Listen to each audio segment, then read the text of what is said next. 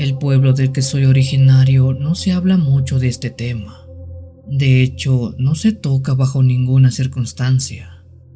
Las personas que saben de lo ocurrido son aquellas que ya son de la tercera edad y los que estamos entre los 30 y 50 años. Los más jóvenes desconocen lo que pasó en el pueblo y por el bien de la comunidad, nadie les dice nada para que con el tiempo los registros del suceso se vayan desapareciendo. Si bien no existe un decreto escrito o por ley dentro del pueblo que nos obligue a guardar silencio de esto que ha ocurrido, la misma gente ha sido la encargada de no revelar nada. Esta historia tiene pies y cabeza. Tiene un principio y un fin. En el año 1995, yo tenía cerca de 15 años. En aquel entonces vivía en la casa de mis padres en nuestro pueblo llamado Colorados, en el estado de Aguascalientes, en México. Nuestro poblado era uno como miles que hay en todo el país, uno donde la mayoría de la gente se dedica a la agricultura y a la ganadería. Uno donde raras veces pasaban cosas relevantes. Sin embargo, todo lo que no había pasado en decenas de años, pasó en un solo día. Eran cerca de las 11 de la mañana cuando se dice que un par de pastores llegaron corriendo hasta la iglesia del pueblo. Ellos iban gritando que en el río habían encontrado a dos personas brillantes. Quien recibió a los niños fue el cura Andrés. El cura escuchó atento a los niños pensando que estaban jugando. Sin embargo, los niños fueron muy insistentes en decirle que por favor fuera con ellos al río y viera a esas dos personas brillantes.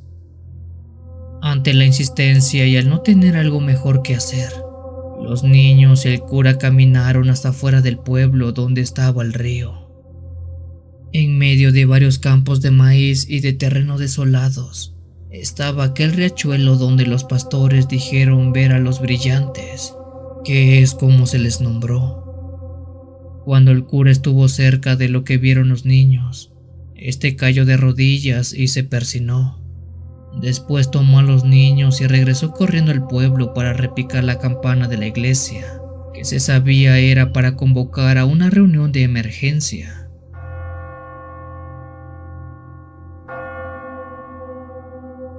Por la hora y el día no todos pudieron asistir a aquel llamado. Sin embargo, en un lapso de menos de media hora, entre 20 y 30 personas, donde yo me encontraba claramente. Recuerdo estar enfrente de la iglesia para escuchar al cura lo que nos dijo. Cada palabra que salió de su boca fue como un balde de agua fría, pues él describió que en el río había dos personas muy parecidos a seres humanos, que flotaban por encima del río y que emanaban una clase de luz. Quizás son ángeles, dijo el cura. Casi de inmediato el grupo de personas seguimos al cura que con Biblia bajo el brazo regresó al río para tratar de hablar con los hombres brillantes. Fue curioso, pero cuando llegamos al río aquellos dos hombres de estatura entre unos 70 y unos 80 centímetros, vestidos completamente de blanco y con caras muy humanas aunque poco visibles por el brillo que emanaban similar al de un foco de luz eléctrica, aún seguían ahí en la misma posición flotando sobre el río. Cuando los vimos todos nos arrodillamos y de inmediato nos pusimos a rezar. son ángeles, son los enviados de Dios. El fin del mundo ha llegado. Era algo que se escuchaba entre la muchedumbre. Sin embargo, yo, al igual que un grupo pequeño de los presentes, sentimos algo diferente a algo divino. Sentimos miedo, un miedo y un terror a lo desconocido. El cura se acercó a aquellos dos hombres que flotaban y trató de comunicarse con ellos, pero esos dos seres no le hicieron caso. Tenían su mirada puesta hacia un lado, mirada que en ningún momento quitaron de encima. El cura habló y habló, incluso les trató de conversar en latín, pero ni así fue suficiente para que ellos le prestaran atención. Después de casi una hora de estar tratando de hablar con ellos, y al no ver resultados, el cura se acercó a nosotros y dijo que quizás solo deberíamos esperar a que ellos tuvieran la iniciativa. Para entonces eran cerca de las 2 de la tarde, y para eso de las 6 ya había más gente ahí reunida. Casi medio pueblo estaba presente esperando a ver qué hacían esos dos seres brillantes, pero no había alguna novedad. Al poco rato y casi entrada la noche, esas dos figuras que estaban flotando, bajaron lentamente hasta tocar el suelo, hasta estar en la tierra. En ese momento el cura se acercó a ellos y trató de comunicarse nuevamente, siendo que ese fuera el peor error de todos, pues esas cosas, esos dos seres, hicieron algo horrible. El cura estuvo a escasos centímetros de aquellos seres brillantes, cuando uno de ellos lo sujetó del brazo. El cura empezó a gritar muy fuerte mientras decía que lo estaban quemando.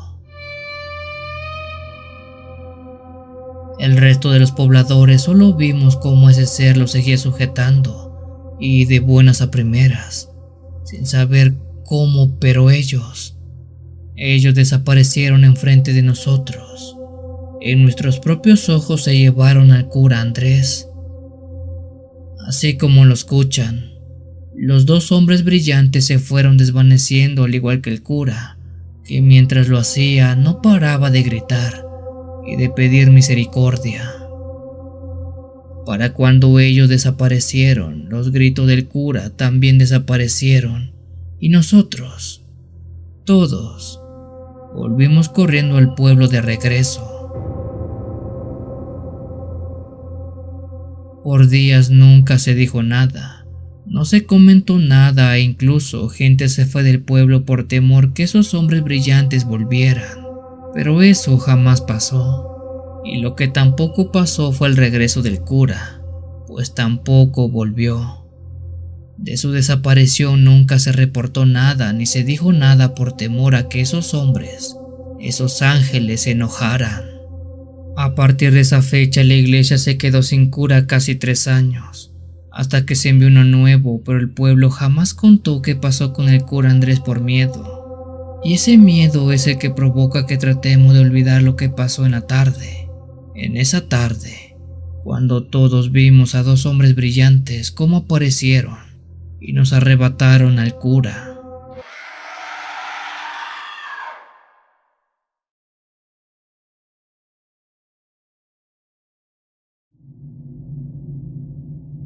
Eran pasado de las 12 de la noche cuando tocaron la puerta de la casa. Los perros que tenía amarrados en la entrada de su casa no paraban de ladrar. Era como si vieran algún intruso.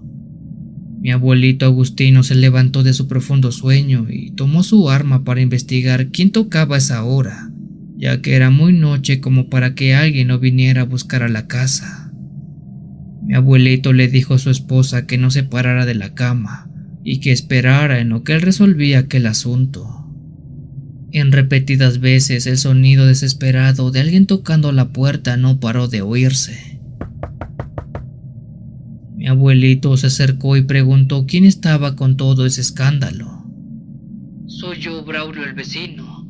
Por favor, ayúdenme. Me están persiguiendo y me quieren matar. La voz que mi abuelito escuchó era similar a la de su vecino que se llamaba Braulio, cuya casa estaba a unos 100 metros de la suya, en su apartado pueblo allá en Veracruz. Sin embargo, a pesar de eso, no se quiso fiar y presionó su arma para estar listo si es que a la hora de abrir fuera alguien más o fuera algo. Con cuidado mi abuelito abrió la puerta y en efecto, quien estaba fuera de su casa era su vecino Braulio. Sin embargo, este se veía muy mal. Tenía varias heridas en la cara similares a como si lo hubieran rasguñado. En la parte de su estómago tenía un corte que lo estaba desangrando y en la mano derecha le faltaba un dedo. Mi abuelito lo dejó entrar rápidamente y le preguntó qué rayo le había pasado. Braulio le dijo que algo entró a su casa y lo atacó. Algo como un perro que caminaba en dos patas, pero que tenía largos dientes. A lo largo de todo ese tiempo, mi abuelito viviendo en su pueblo había escuchado muchas leyendas de criaturas que viven por los alrededores, y aunque es creyente de todo eso, nunca había visto algo así. Mi abuelito trató las heridas de Braulio y lo dejó descansar diciéndole que si quería, podía quedarse esa noche ahí, y por la mañana ya irían a ver qué estaba pasando en su casa, y sobre todo, qué había pasado con esa criatura.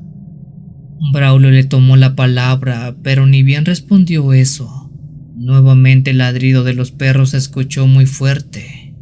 Ahora ellos advertían que alguien se había acercado a la propiedad, pero en esta ocasión, después de ladrar un momento, los perros hicieron un ruido similar a como si los estuvieran espantando, como si les hubieran pegado o regañado. Braulio no dudó en decir a mi abuelito que el perro que lo atacó de seguro estaba afuera. Mi abuelito se armó de valor y tomó su arma nuevamente. Nadie viene a pisar mi propiedad y menos de noche espantando a mis perros, dijo antes de salir y ver qué era eso que había atacado a su vecino. Armado con únicamente 5 tiros en su revólver, abrió la puerta y dice que vio algo que lo dejó congelado por unos segundos. Enfrente de su casa, ahí donde iluminaba la luz del único foco de su patio, estaba un ser de unos 50 centímetros de altura, muy delgado de cuerpo, como el de un perro, pero que caminaba en sus 2 patas traseras. La trompa la tenía muy larga, mucho más que la de un perro normal, siendo que lo que sobresalía más de eso eran un par de enormes colmillos de los cuales escorría mucha baba. Mi abuelito entró en juicio rápidamente y sin dar tregua, empezó a detonar su arma. Los primeros 2 tiros no dieron en el blanco, pero el tercero, dice él, impactó de lleno al animal. Mi abuelito creyó que ese ser caería por el impacto, pero, lejos de eso, él se echó a correr hasta perderse en la negrura de la noche y del campo que rodeaba todo. Mi abuelo descargó los últimos 2 tiros restantes, pero no sabe si le dio o no. Fue lo último que escuchó de ese pequeño y horrible ser. Fue un grito de dolor.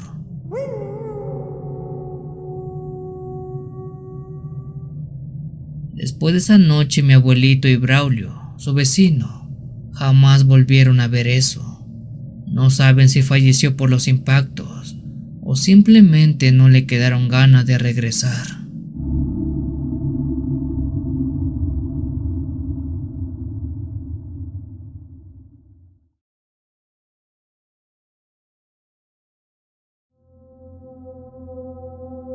En el pueblo de mis padres se tiene mucho la creencia que se dice que cuando personas fallecen, a partir de ser sepultadas o enterradas, tienen 3 días para manifestarse ante sus familiares y conocidos, para cerrar todos aquellos asuntos que en vida aún tenían pendientes. Ellos se pueden manifestar en sueños, o bien en plano terrenal en forma de fantasmas o seres místicos. Mucha gente del pueblo que ha tenido encuentros de este tipo cuenta que algún familiar o conocido que haya fallecido recientemente se aparece ante ellos y siempre les da un mensaje. Por el año 1998, cuando mi padre aún vivía en su pueblo, cuenta que recién había sufrido la pérdida de un familiar, de uno de sus tíos. Su tío Lucho había fallecido tras un accidente. Ese tío en particular no era el más querido, ni mucho menos en la familia. Había tenido problemas con casi todos, en especial con mi padre, con quien tenía cierta enemistad. Después de ser sepultado y llevado a cabo todos los actos fúnebres, la vida en el pueblo para mi familia tomó rumbo nuevamente. Una tarde mi padre estaba regresando de haber trabajado en las tierras, Dice que venía a toda prisa ya que se le había hecho tarde y tenía mucha hambre. Eran cerca de las 7 de la noche cuando montaba su caballo galopando a toda prisa. En ese tiempo se manejaba el horario antiguo, es decir, el horario donde oscurece hasta las 8 de la noche. Por tal motivo, mientras regresaba todavía se podía ver algo de luz de sol. El camino por el cual mi padre transitaba era solitario y libre de casas. Todo era campo, monte y más monte. A lo mucho veía una que otra persona que estaba trabajando en las tierras o gente que venía o iba, pero para la hora ya no había nadie. Más adelante llegó un tramo donde bajó la velocidad del caballo y fue en ese momento que escuchó cómo alguien le habló. La voz de quien hablaba era una voz bastante conocida para él. Era la voz de su tío Lucho. El tono, la fuerza, todo era similar a la voz de su tío. Ante el miedo de escuchar eso, mi padre aceleró su cabalgar para salir lo antes posible, creyendo que lo querían espantar, pero sorpresivamente cuando quiso irse, el caballo no le respondió. De hecho, relinchó e hizo que mi padre cayera al suelo. Al levantar la mirada, mi padre vio el caballo, quien lo estaba viendo fijamente y casi le da un infarto. Los ojos de aquel caballo estaban en blanco, y era de él, de quien salía la voz de su tío Lucho. El caballo lo vio fijamente y con la voz de su tío le dio una serie de disculpas a mi padre. Mi padre no podía creerlo. Él sabía que estaba presenciando lo que tanto se decía de los difuntos en el pueblo, pues si no se equivocaba, ese era el tercer día después de que se había sepultado a su tío Lucho. El caballo con voz de su tío le pidió disculpas y le pidió perdón. Mi padre con miedo y melancolía las aceptó, y casi al instante de hacerlo, dice que el caballo regresó a la normalidad. Sus ojos y su relinchar se hicieron normales. Sin embargo, él ya no quiso montarlo. Mejor lo tomó de las riendas y regresó caminando a la casa.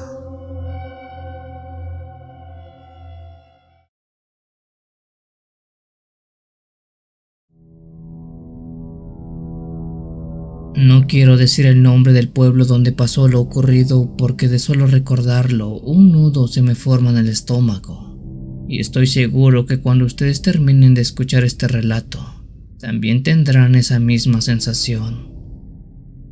Mi nombre es Valentín y provengo de un pueblo que está cerca de Los Mochis, Sinaloa, en México. Tiene más de 22 años que salí de ese lugar y aunque tengo aún familia ahí, nunca he regresado a él. Sin embargo, tengo muy presente lo que estoy por contarles, así que espero pongan mucha atención a esto que van a oír. Por allá de los años 2001, año en que se suscitó todo esto, recuerdo que aún vivía en ese poblado.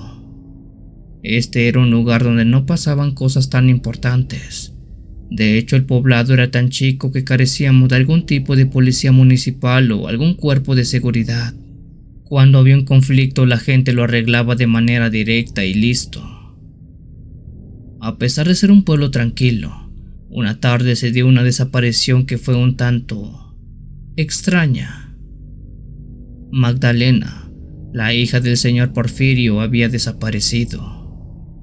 En el pueblo se empezó a correr el rumor que la jovencita de aproximadamente 20 años había salido a hacer sus actividades al campo, pero ella jamás regresó. Se le buscó por todos lados, pero nunca se halló rastro de aquella jovencita. Se medio sabía que ella tenía un novio en otro pueblo cercano, y quizás él se la había robado, que es la expresión que se usa para decir que se había ido a vivir con él. Sin embargo, y hasta donde se investigó, el muchacho tampoco supo nada de ella.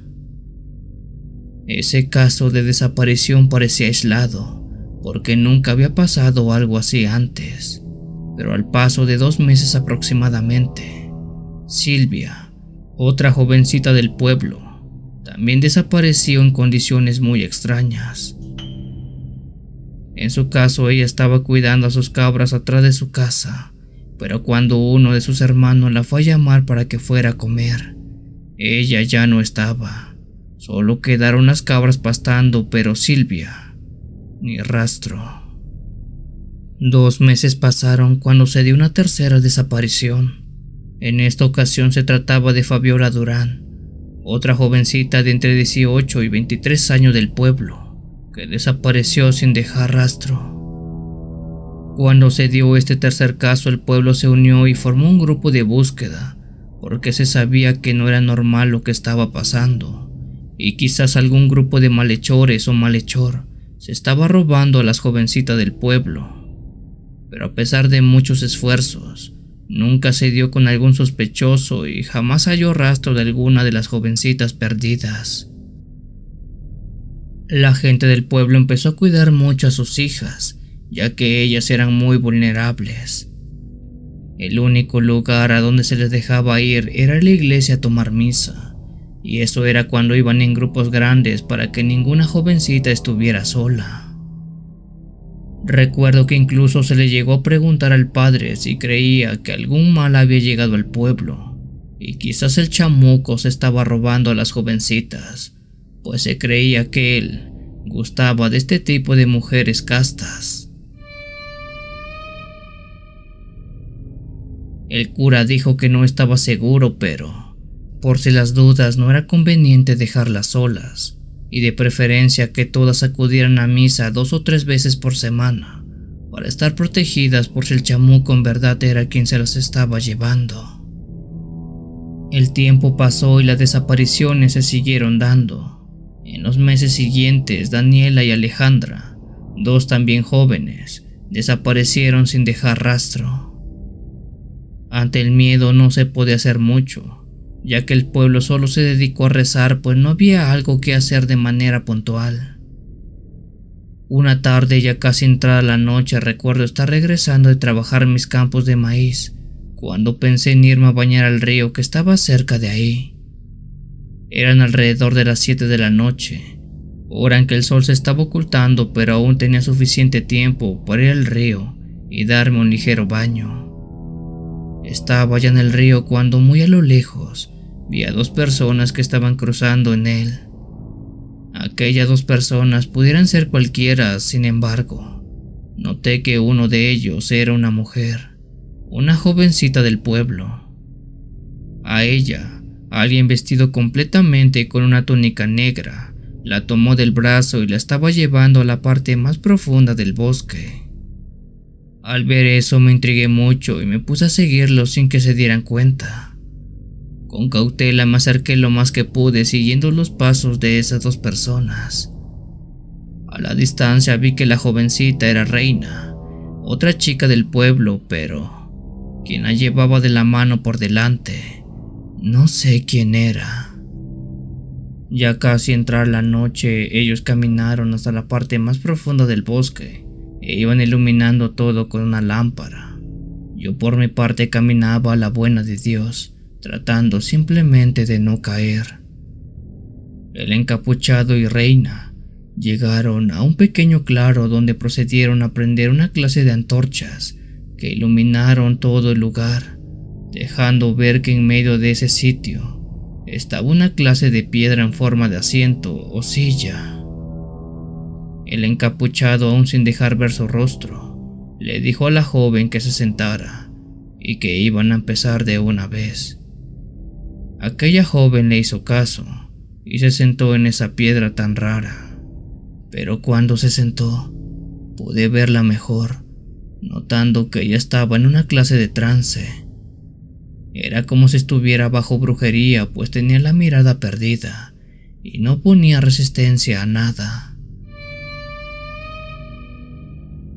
Ante la duda de qué estaban haciendo esos 2 ahí, permanecí escondido a expensas de seguir observando. Con la joven sentada, el hombre de capucha procedió a destaparse la cara, y al hacerlo vi la revelación más grande de todas. ¿De quién se trataba ese tipo? Era nada más y nada menos que el cura del pueblo. El cura le puso una mano en la cabeza a la joven y después empezó a pronunciar unas palabras en latín.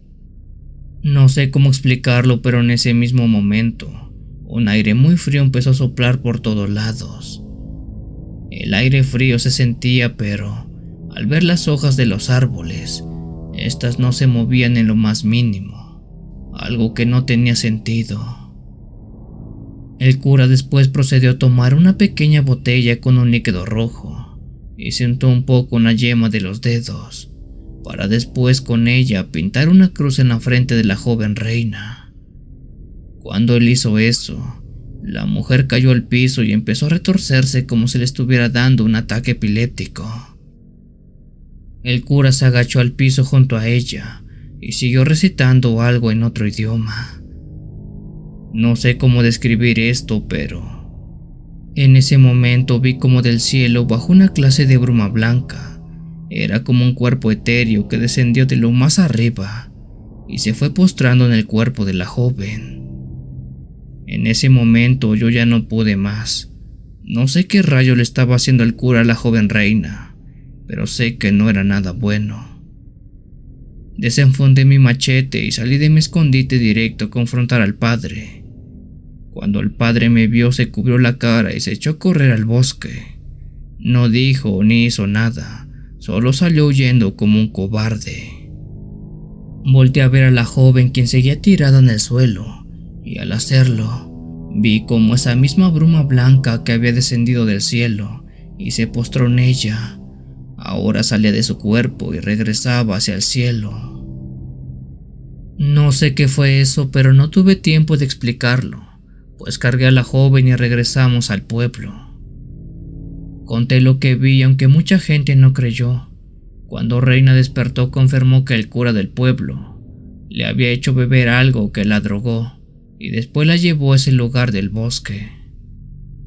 Al cura se le buscó y se le encontró escondido en un pueblo aledaño. Cuando se le regresó a nuestra comunidad, se le torturó de maneras que jamás antes había visto y oído, hasta que confesó que él hizo todo aquello. Declaró haber sido el culpable de las desapariciones de todas las jovencitas del pueblo. Al cuestionarle con qué fin lo hizo, él dijo que lo único que buscaba era regresar a su pareja Lisette a la vida. El cura dijo practicar brujería, y cuando era joven su novia había fallecido. A partir de esa fecha se metió al ocultismo y aprendió a meter el alma de una difunta al cuerpo de una persona viva. Sin embargo, esto es muy difícil de hacer, tanto que si se falla el cuerpo físico de la persona, suele perder la vida. En palabras simples, todas las desapariciones de las jovencitas habían sido caso de fracaso del cura intentando regresar a su pareja a la vida. Y como se han de imaginar, la bruma blanca que vi bajar del cielo era el alma de su pareja que se postró en el cuerpo de Reina. El final del cura es algo que no puedo describir porque si lo hago, estoy seguro que lo van a censurar. Lo único que les puedo decir es que él, el cura, fue quien suplicó que acabaran con su sufrimiento, pues el pueblo por semanas le hizo pagar de una forma muy, pero muy cara todo lo que hizo.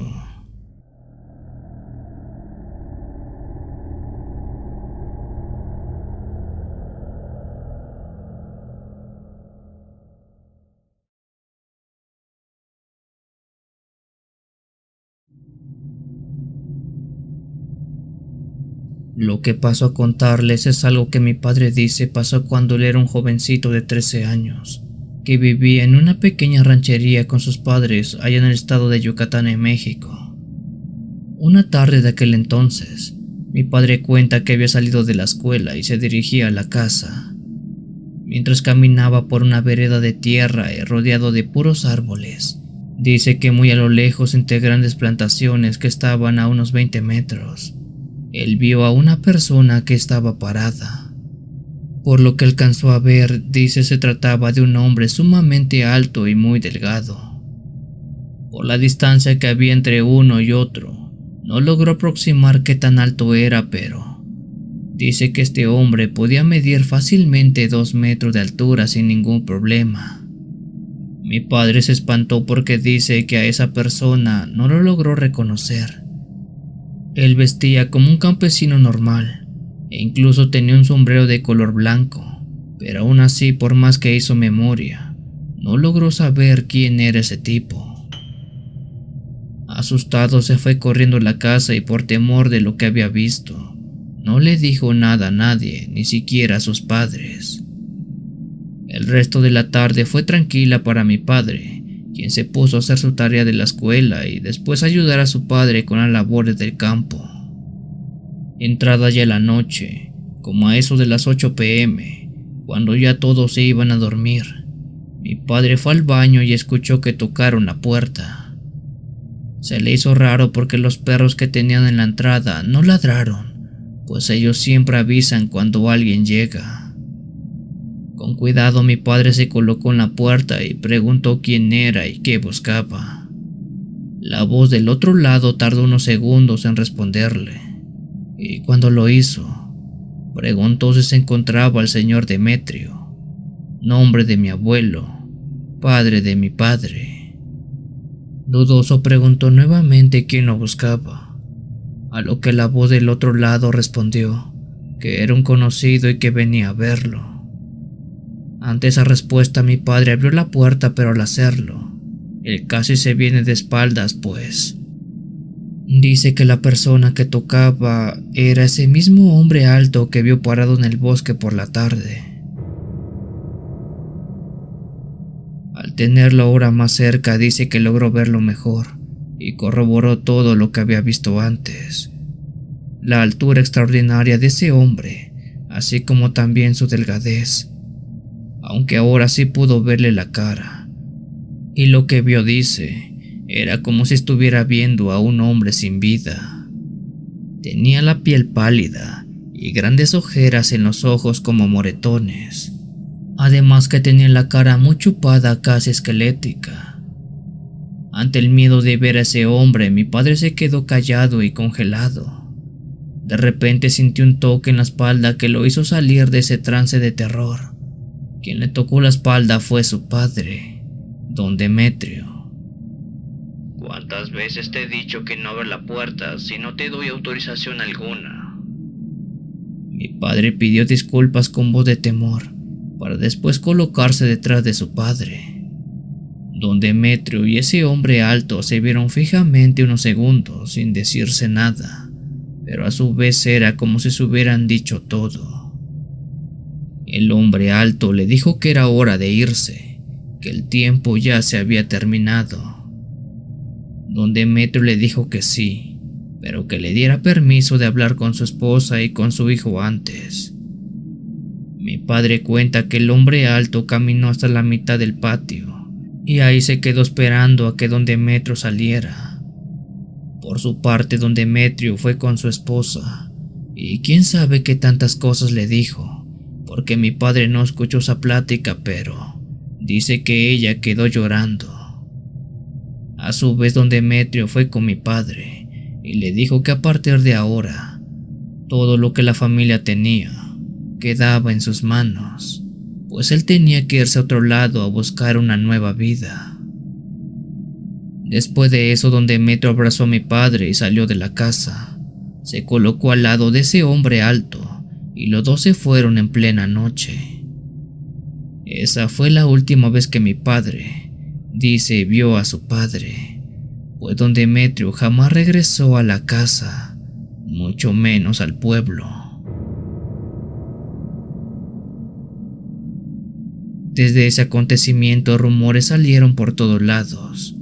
El más sonado y el que más se cree es que hace años don Demetrio no tenía nada. Era muy pobre, así que hizo un pacto para tener dinero. Sin embargo, había una fecha de plazo para que él pagara, y el costo de ese pacto era su propia vida. Así que, según se cuenta, el hombre alto vino por don Demetrio, apelando a la deuda de aquel pacto. Mi padre, aunque renuente, Sí cree eso, pues él vio en carne propia a ese hombre alto, uno que jamás en ningún otro lado ha visto.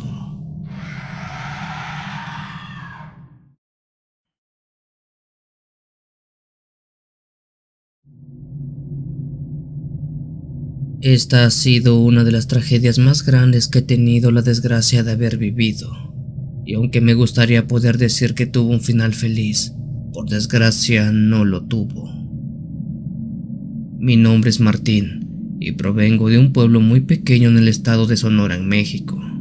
Mi pueblo, a pesar de ser muy chico, se rige de manera estricta por sus propias leyes. Una de las leyes que se tiene en este lugar, y que es muy rara a la hora de escucharla en otros sitios, es que aquí no se permite que ningún poblador tenga entre sus animales cabras de color blanco con negro. Se pueden tener cabras de diferentes colores, pero bajo ninguna circunstancia se permite que se tengan animales que compartan estos dos colores, blanco y negro. La razón del por qué se dice eso es porque se cree que en especial las cabras que tienen estas tonalidades son de mala suerte. Para desgracia, esto yo no lo sabía y tampoco mi hermano Juvencio. En aquellos años en que se remonta esta historia, mi hermano Juvencio y yo éramos unos adolescentes, los cuales aún vivíamos en nuestro pueblo. Las labores que teníamos encomendados por parte de nuestro padre eran el cuidado de nuestras cabras que todos los días sacábamos a pastar en las llanuras cercanas al poblado. Una tarde, mientras Juvencio y yo cuidábamos nuestras cabras, el ruido de precisamente cabras balando se escuchó a lo lejos.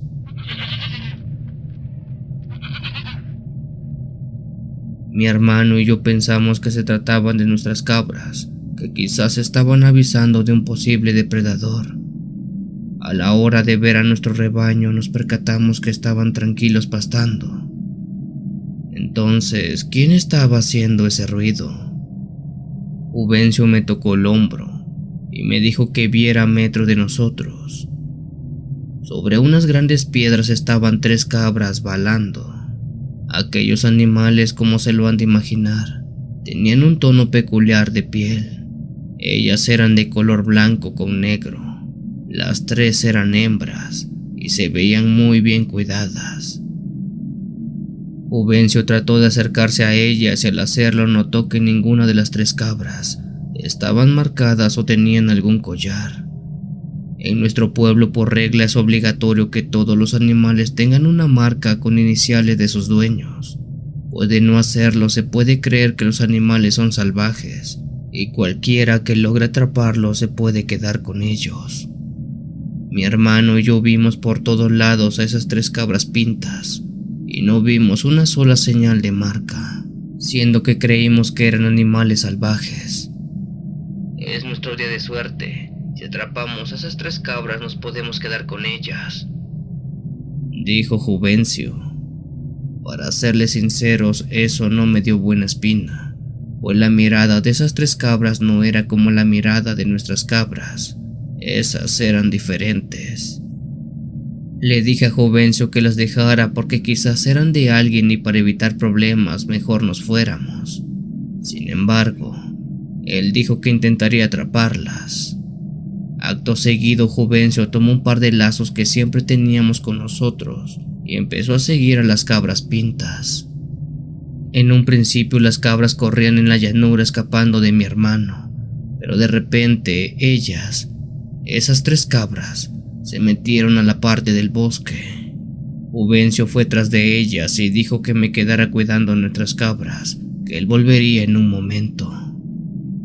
De esa manera pasaron 3 horas y Juvencio no regresó.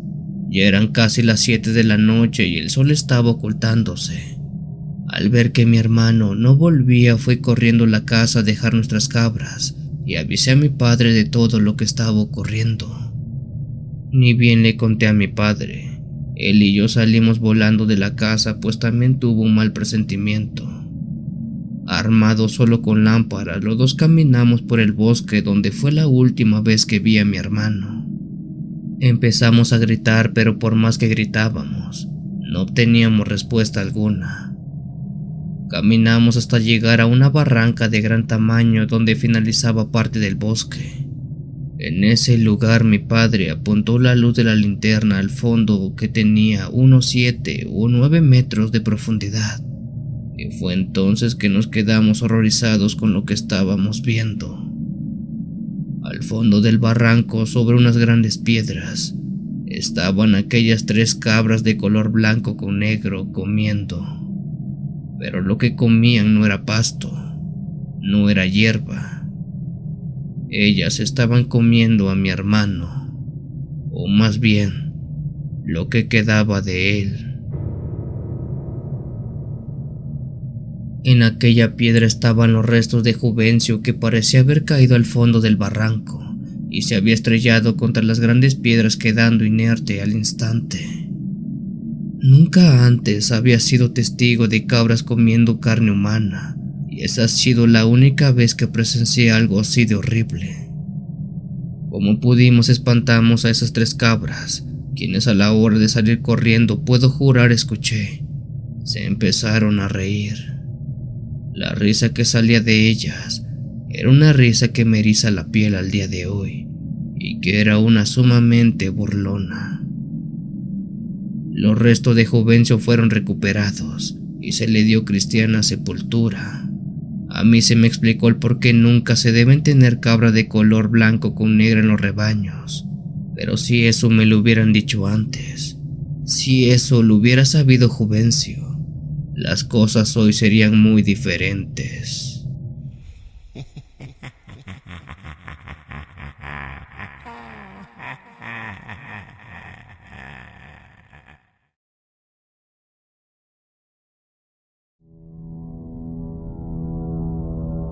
Hola querida comunidad de Cuenta Historias, mi nombre es Romina y en esta ocasión quiero contar un relato que me contó mi padre Mauro, el cual le sucedió en su pequeño pueblo allá en el estado de Zacatecas, en México. El pueblo de mi padre se llama Los Remedios, y aunque yo no lo conozco según me cuenta él, es un lugar muy chico de pocos habitantes, donde casi toda la gente se dedicaba a las labores del campo.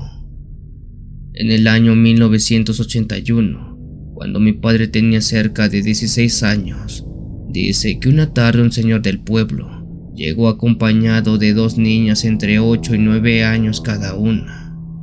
El señor fue hasta el regidor del pueblo para notificar que había encontrado a esas 2 niñas deambulando sin rumbo fijo, cerca de sus campos mientras él cuidaba su ganado. Las niñas en cuestión no eran del pueblo de Los Remedios, y quizás se habían extraviado de otros pueblos aledaños. Las pequeñas como tal vestían ambas con vestidos de color blanco, pero que estaban bastante sucios. El cabello lo traían suelto y despeinado. Sus rostros, aunque tiernos, estaban cubiertos de mugre. A todo esto se le sumó que ambas estaban descalzas y parecía que no habían comido en días, pues tenían un semblante de enfermedad muy claro. El regidor del pueblo le preguntó a las niñas cómo se llamaban y de dónde venían, si tenían padres o por qué estaban caminando cerca de ese pueblo. Sin embargo, las niñas no respondieron las preguntas, pero la falta de respuesta no era porque las niñas así lo quisieran, sino era más bien porque no podían responder. Al parecer las niñas, muy posiblemente gemelas por lo que se dedujo, tenían una discapacidad que les impedía poder hablar.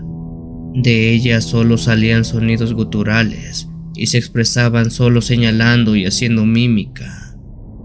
A pesar que se trató de entender lo que las niñas decían, difícilmente se podía entablar una comunicación como tal. A las niñas se les dio comida, ropa, calzado, y se les alojó en la casa del regidor del pueblo, en lo que buscaban la forma de ir a otros pueblos cercanos a preguntar si alguna familia había perdido a sus hijas. Al 5.º día después que las niñas llegaron al pueblo, se formó un pequeño comité de personas que irían de pueblo en pueblo, acompañando a las niñas buscando a sus posibles familiares. En todo ese tiempo que las niñas estuvieron en la casa del regidor se comportaron muy normal.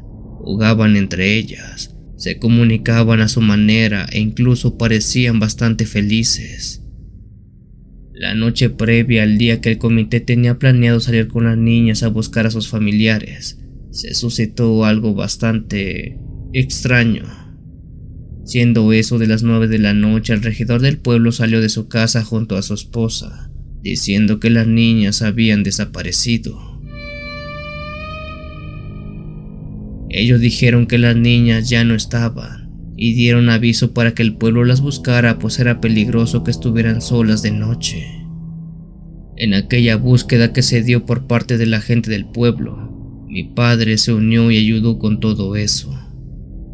Mi padre y un grupo de 3 personas donde iba el regidor caminaron hasta las orillas del pueblo, donde vieron cómo las niñas iban corriendo en dirección a la parte más profunda del bosque.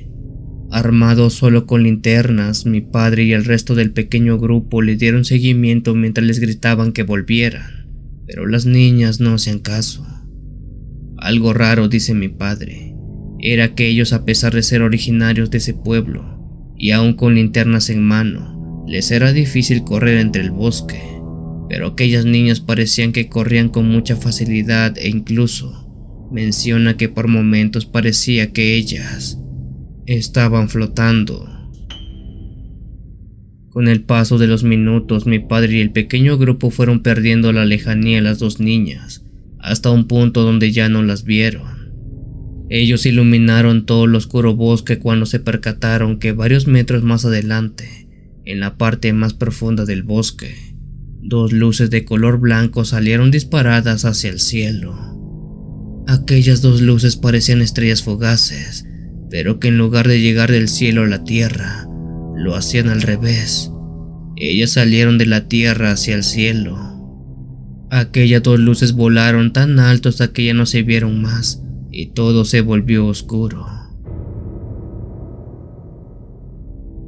A las niñas se les buscó por días, pero jamás se les encontraron. Incluso se preguntó en otros poblados sobre ellas, pero ninguno de esos pueblos dijo haber perdido a 2 niñas. Esta historia con el tiempo se convirtió en una leyenda, y hoy en día se le conoce como las niñas del cielo, pues se cree que de ahí fue que vinieron.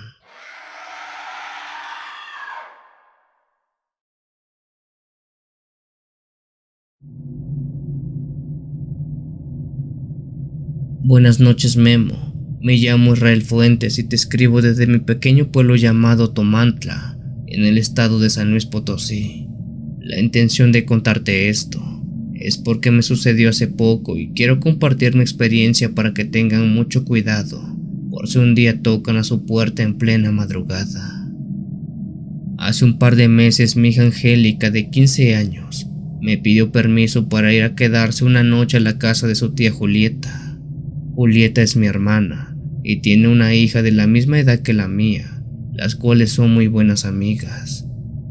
Esa no era la primera vez que ambas pasaban la noche juntas, incluso veces anteriores mi sobrina se quedó en nuestra casa a dormir junto con Angélica. Era por ese motivo que no le vi mayor problema. A pesar de vivir en un pueblo muy pequeño, aquí nos conocemos todos, y si tengo especial confianza, es claro, en mis hermanos. Por la tarde Julieta y mi sobrina vinieron por Angélica y se la llevaron a su casa. Mi hermana me dijo que me la devolvería el mediodía del día siguiente, así que no me preocupara por nada. Ya por la noche, como a eso de las 12 o la 1 de la madrugada, mientras dormía junto a mi esposa, escuché cómo empezaron a tocar la puerta de la casa de una manera bastante desesperante.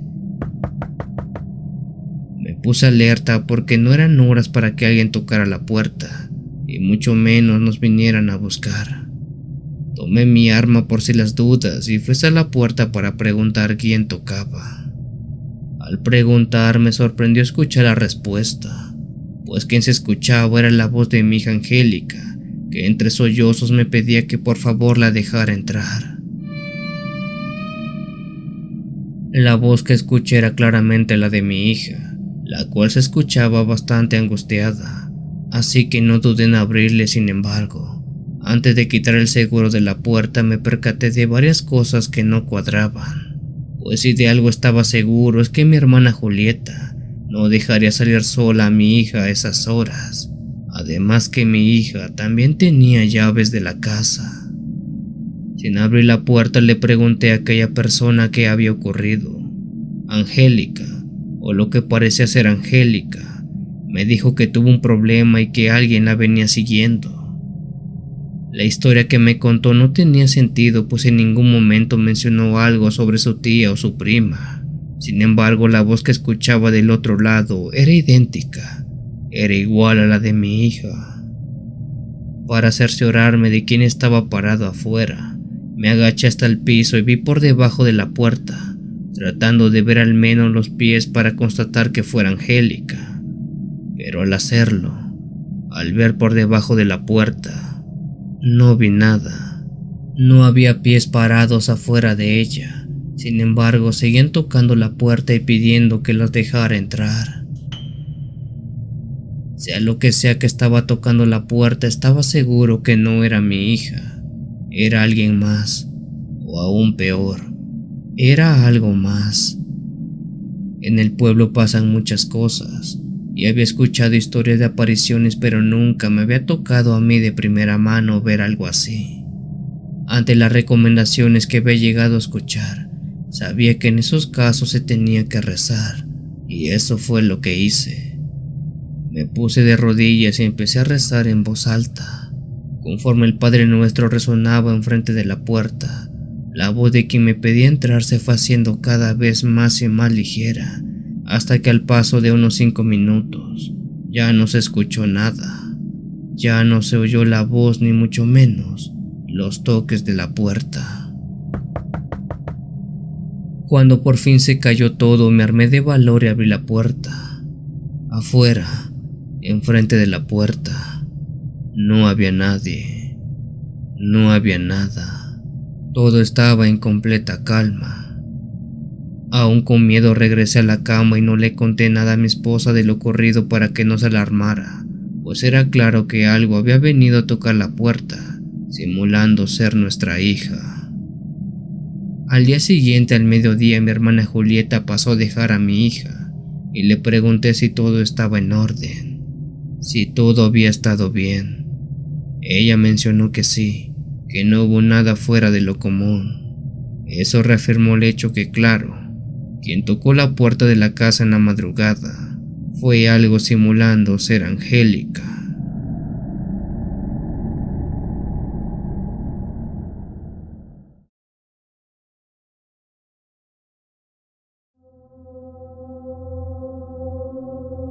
Mi abuelita Antonia, a día de hoy que te envío este relato, cumplió 92 años, y fue ella la que alguna vez me llegó a contar esta historia. Mi abuelita hasta los 12 años vivía en un pueblo del cual no recuerda su nombre. Lo único que sabe es que estaba entre el estado de Oaxaca y el estado de Veracruz, muy cerca de Tuxtepec. Ella nació en ese pueblo, pero con el tiempo se fue de ahí. De hecho, todos los habitantes de ese lugar con el tiempo migraron a otros lugares, dejando ese lugar completamente vacío. Y esa es la razón por la cual con el tiempo el pueblo dejó de existir hasta ya no ser recordado por nada ni por nadie. Por lo que recuerda mi abuelita, ese pueblo tenía cosas muy extrañas que lo hacían diferente a los demás pueblos a la redonda, siendo que lo más raro de ese lugar era que no tenía iglesia. Esto es algo muy confuso, ya que en México si algo no puede faltar en cualquier pueblo, sin importar qué tan grande o pequeño sea, es una iglesia. La razón a ciencia cierta del por qué no había una iglesia en ese lugar no se sabe. Les repito, mi abuelita tenía 12 años cuando salió de ese pueblo, por lo cual hablamos que esto pasó más o menos en el año 1944. Año que a la fecha supongo es difícil de recordar ciertas cosas.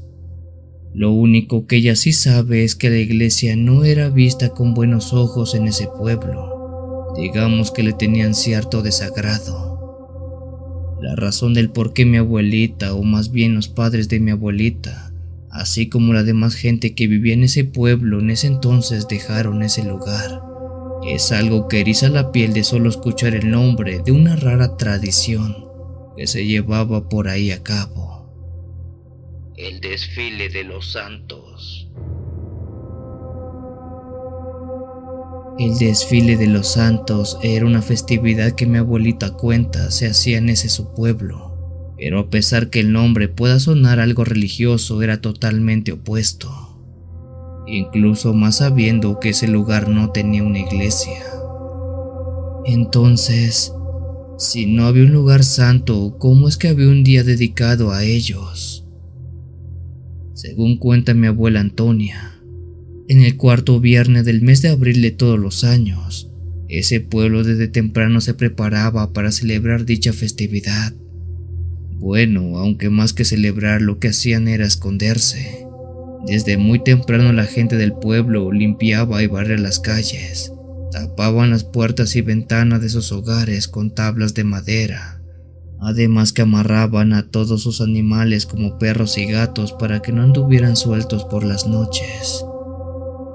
Como a eso de las 8 o 9 p.m., toda la gente del pueblo se encerraba en sus casas y por toda esa noche no había una sola alma caminando en la calle. Era como ver a un pueblo fantasma, uno del cual solo se veían unas cuantas luces de los candiles que iluminaban el interior de algunas casas. En ese último año que ella estuvo en ese pueblo, dice mi abuela que se echó a dormir como orden de sus padres. Ella siempre había sido de sueño ligero y de sueño rápido, así que no le costó poder dormir, pero esa noche en especial pasaron cosas como para que no pudiera pegar el ojo en varias horas. El reloj cucú que ellos tenían en la casa sonó anunciando la medianoche de lo que ya podemos decir era el cuarto sábado de abril.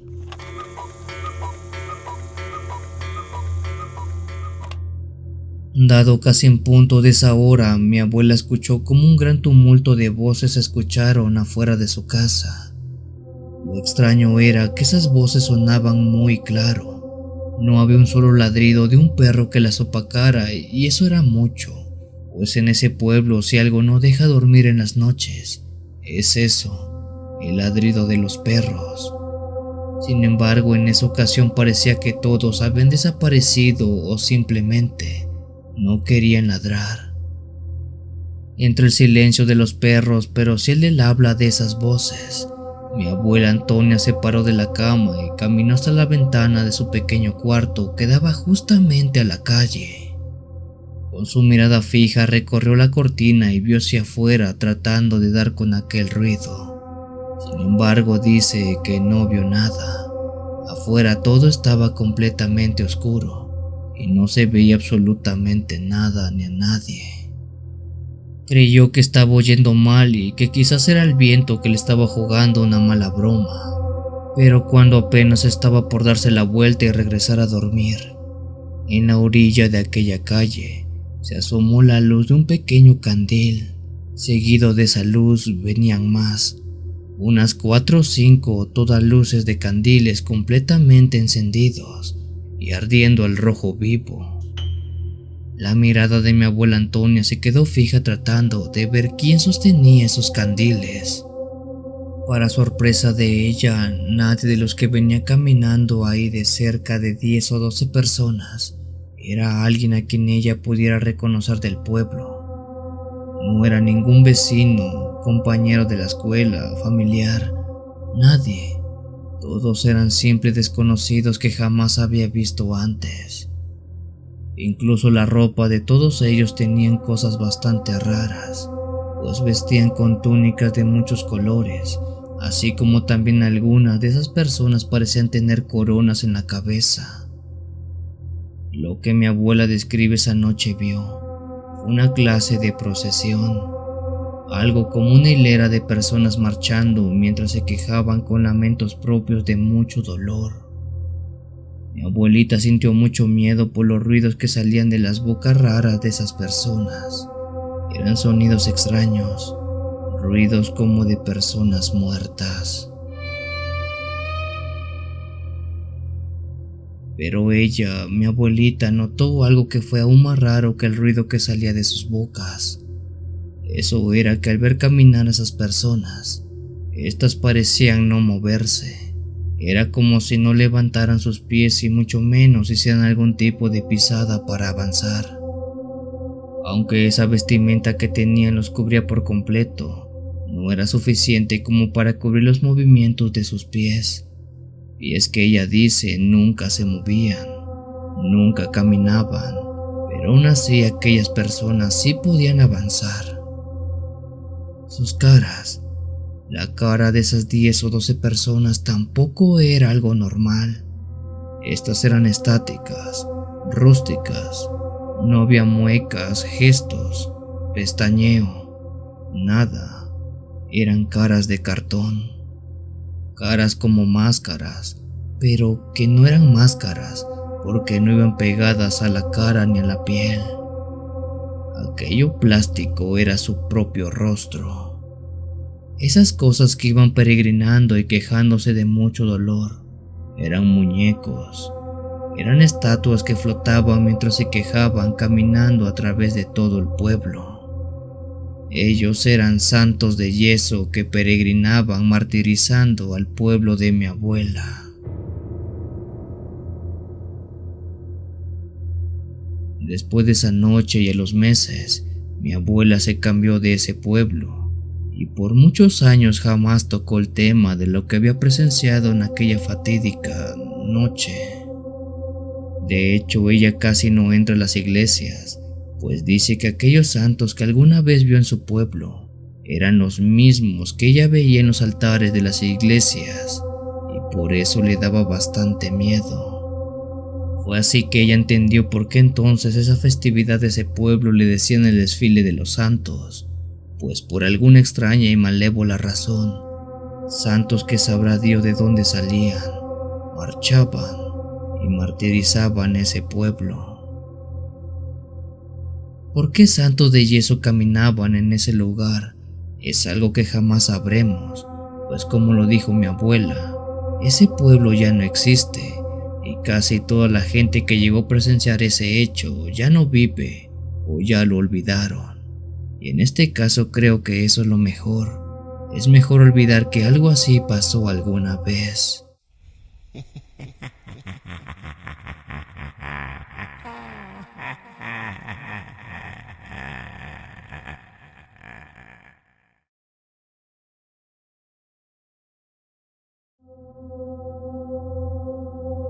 Buenas noches, Memo. Mi nombre es Leticia Calderón y soy seguidora del canal desde hace apenas 6 meses.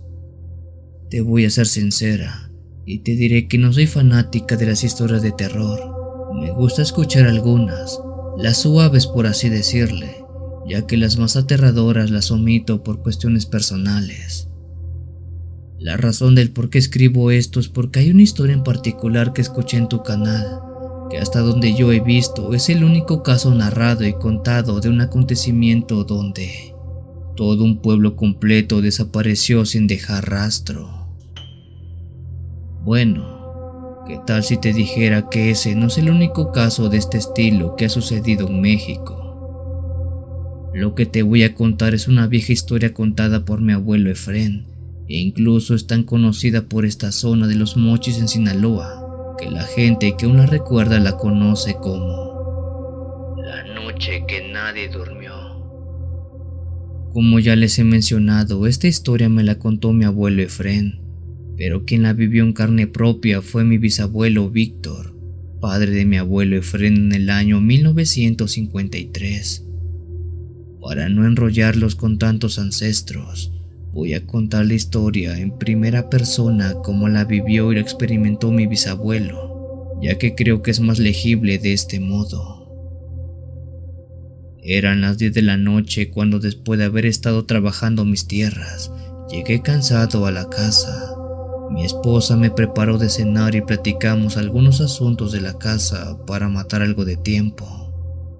Dadas las 10:30 p.m. me fui a acostar, pero apenas si me había recostado cuando escuché cómo tocaron la puerta de la casa. Se me hizo extraño que alguien me buscara tan noche. De hecho, me dio mala espina, pues nada bueno sale de llamadas a altas horas. Enseguida me puse mis zapatos y fui hasta la puerta para preguntar qué ocurría. Al habla estaba mi compadre Jaime, quien me preguntó lo siguiente. Buenas noches, compadre. Perdón que lo despierto a estas horas, pero dígame, ¿usted sabe qué pasó en la Rosilla o por qué tanto alboroto? La Rosilla era el nombre de un pueblo que estaba a media hora del pueblo donde vivíamos, así que la pregunta de qué pasó en ese lugar me sonó bastante extraño. Abrí la puerta y le respondí a mi compadre que no sabía de qué hablaba. Mi compadre caminó la mitad de la calle y me dijo: Entonces vea. Mencionó apuntando su dedo al horizonte en aquella noche oscura. En aquella dirección se veía como unas luces extrañas provenientes del cielo apuntaban hacia abajo. Por la distancia y la lejanía supusimos que aquellas luces estaban justo arriba del pueblo de la Rosilla. En su momento no sabría cómo describir esas luces, pero hoy día sería algo así como un helicóptero que estuviera volando muy alto y estuviera alumbrando con una potente lámpara hacia el suelo como si buscara algo. Pero en esos años y en ese entonces, los helicópteros no se conocían mucho por estos lugares. Además, no se tenía conocimiento que podían hacer esas maniobras. Aquellas luces eran un total de 4, todas provenientes del cielo que incluso, me atrevería a decir, salían de entre las nubes. Apuntaban y se movían como si en efecto buscaran algo en el suelo de la Rosilla. Yo me paré a media calle y me quedé viendo aquel espectáculo tan raro. En cuestión de minutos, mi esposa y el resto de vecinos de esa calle y de todo el pueblo salieron y nos pusimos a ver lo mismo.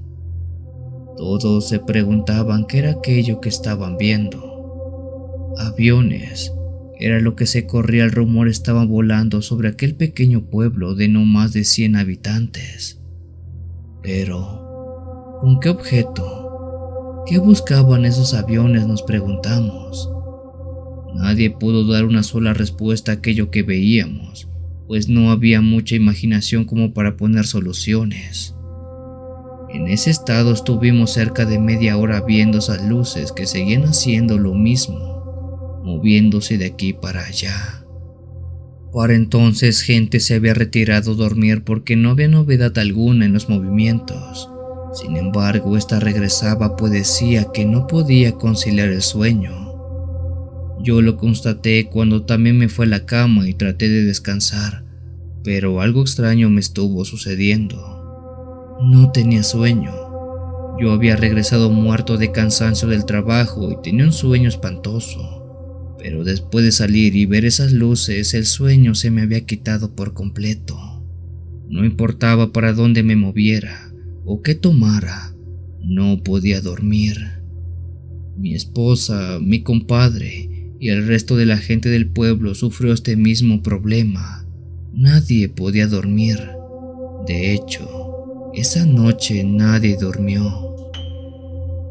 Ante ese predicamento, mejor salí a la calle y seguí viendo las luces que estaban en la Rosilla. Como a la 1 de la madrugada, algunas personas dijeron que querían ver qué estaba pasando de ese lado. Un grupo de 3 personas se montaron en caballos y partieron al pueblo de la Rosilla en busca de respuestas. Vemos de lejos qué pasa y regresamos para informarles, dijo uno de los jinetes, pero una vez que ellos se desvanecieron a la distancia, a ellos ya jamás se les volvió a ver. Esos 3 hombres que se fueron en busca de respuestas, que quién sabe si la consiguieron, pero lo que sí sabemos es que ya jamás aparecieron de vuelta, ni esa noche, ni en todas las noches siguientes. Regresando a la historia de las luces, cuando los 3 jinetes partieron, el resto del pueblo se quedó esperando su regreso hasta entrada a las 5 de la madrugada, pero no regresaron. A esa hora la luz del sol ya se estaba asomando, siendo que extrañamente esas luces del cielo se fueron desvaneciendo hasta que ya no se vio una sola de ellas. Cuando el sol salió por completo, todo estuvo en calma. todo regresó a la normalidad. Al ver que los 3 jinetes no volvieron, mi compadre y yo caminamos hasta la Rosilla para ver qué les había ocurrido. Un grupo más se unió a esa caminata, pero lo que hallamos en ese lugar fue algo extraño, o más bien, lo que no hallamos. Todo el pueblo había desaparecido. Así como lo escuchan, no había una sola persona o animal en ese lugar. Las casas, las siembras, los campos, todo estaba ahí, pero no había una sola persona en todo el pueblo. Se gritó y se buscó, se tocó y se entró incluso a casas ajenas, pero no había nadie. Incluso no había rastros de alguna pelea o de alguna lucha, nada. El pueblo estaba normal, cada casa estaba intacta con todo en su interior. Solo que la gente no estaba, había desaparecido. Casi a diario gente regresaba a la Rosilla esperando el regreso de la gente que desapareció, pero nunca, y a la fecha, ha pasado más de 70 años, la gente de la Rosilla volvió a aparecer. Lo único que se sabe y que se cree es que esas luces del cielo se las llevaron. La gente de mi pueblo y de otros pueblos dijeron que las luces eran una luz divina, una luz de Dios que vino por los elegidos, pero yo creo otra cosa. Para mí lo que esa noche se llevó a la gente de ese pueblo fue algo que no fue divino, sino fue algo malo. Con el paso del tiempo, el pueblo de la Rosilla se fue quedando en el olvido. Las casas se cayeron, el pasto y la maleza crecieron hasta consumir todo. Nadie más se fue a vivir a ese lugar por temor que otra vez las luces aparecieran y se los llevaran, siendo que el pueblo quedara en ruinas y a día de hoy solo queda eso, ruinas de lo que alguna vez fue el pueblo de la Rosilla. Ahora bien, Memo, regresando al presente.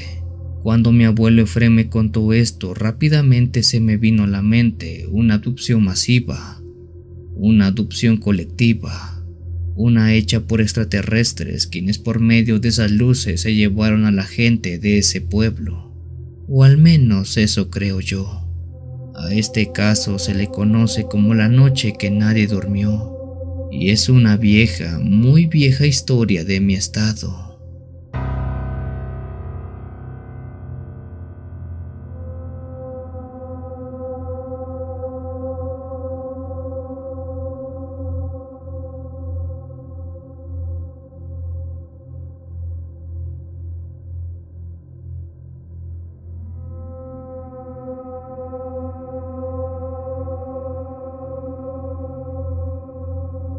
Si tienes alguna historia que desees compartir con esta agradable comunidad, te invito a enviarla, ya sea por correo o la página de Facebook. Los links están en la descripción del video. Te agradecería actives todas las notificaciones para estar al día con los relatos que se suben a diario. Muchas gracias por dejarme llegar hasta tus oídos. Yo soy el Cuenta Historias. Te deseo una linda y oscura noche.